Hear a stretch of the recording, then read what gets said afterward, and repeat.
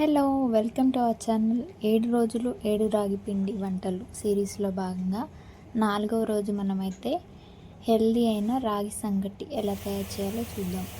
ముందుగా రేషన్ బియ్యం ఉంటాయి కదా, వాటిని 1 కప్ తీసుకొని 1 గంట వరకు నానబెట్టుకొని కుక్కర్లో వేసుకొని కుక్కర్లో 2 విజిల్స్ వచ్చేంత వరకు ఉడికించుకోవాలి. ఈ విధంగా రైస్ అయితే 2 విజిల్స్ వచ్చే వరకు ఉడికించుకోవడం వల్ల మనకి రాగి సంగటి అనేది పర్ఫెక్ట్ టెక్స్చర్ వస్తుంది. ఇప్పుడు అన్నం ఈ విధంగా ఉడికిన తర్వాత మనం 1 కప్ రైస్ తీసుకున్నాం కాబట్టి 1/2 కప్ రాగి పిండి వేసుకోవాలి. ఈ విధంగా రాగి పిండి వేసుకొని అన్నం పైన కొద్దిగా స్ప్రెడ్ చేసి మూత పెట్టి ఒక 5 మినిట్స్ ఉడికించుకోవాలి.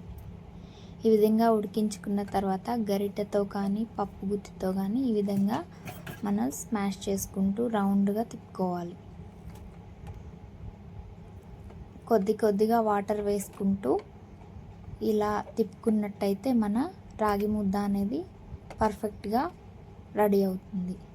ఇప్పుడు ఒక బౌల్లో కొద్దిగా నెయ్యి వేసుకొని రాగి ముద్దను వేసుకొని రౌండ్గా తిప్పుకున్నట్టయితే మనకి షేప్ అనేది మంచిగా వస్తుంది.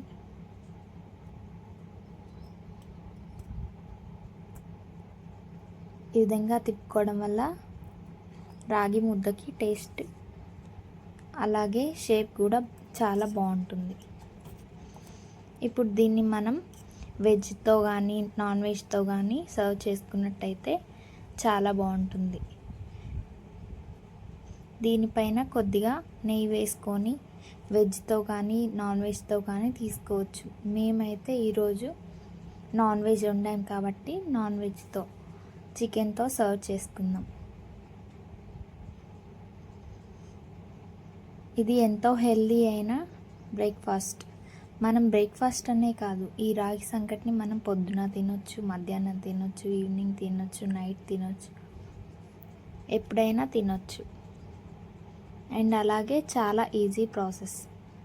Thanks for watching. అండ్ అలాగే 5వ రోజు రెసిపీ కోసం వెయిట్ చేయండి.